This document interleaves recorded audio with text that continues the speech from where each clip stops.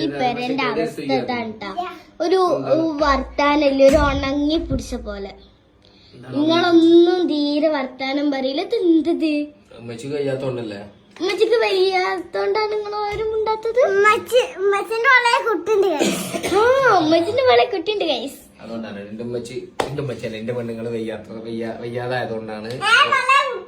അതന്നെ പറഞ്ഞത്, വയ്യാതായതുകൊണ്ടാണ് ഞങ്ങള് ഒരു ഇൻട്രസ്റ്റ് ഇല്ല. അവള് ഇങ്ങനെ ആയതുകൊണ്ടാണ് കേട്ടോ, അല്ലെങ്കിൽ കുഴപ്പമൊന്നുമില്ല. അല്ലെങ്കിൽ ഞങ്ങളിവിടെ അപ്പൊ ഇപ്പൊ ഒരു ഡ്രസ്സില്ലേ ഗൈസ്? നിങ്ങളെ വീട്ടിലൊക്കെ ഉമ്മാര് പ്രഗ്നന്റ് ആയ എങ്ങനെയാണോ ഗൈസ്? എല്ലാരും ഇപ്പൊ പറഞ്ഞുതരും എനിക്ക്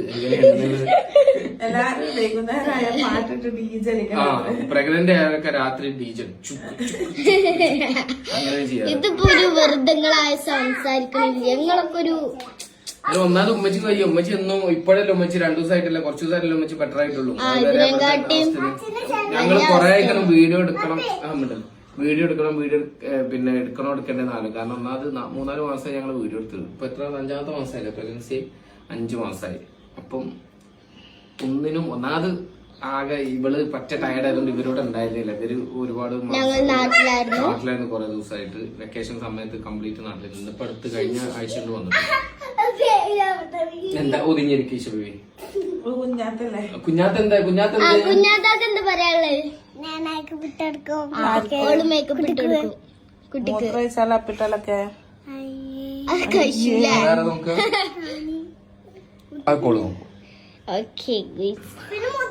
പാകുള്ള പണി. അതെ, ഉമ്മച്ചി ഇങ്ങനെ കിടന്നിങ്ങനെ കാലിങ്ങനെ നീട്ടി കിടക്കും, വാപ്പച്ചി ഇങ്ങനെ അമർത്തില്ല, മസാജ് ചെയ്ത് കൊടുക്കും. അതാണ് അപ്പൊ ബൈ, ഇത്രേ ഉള്ളൂ. ബൈ.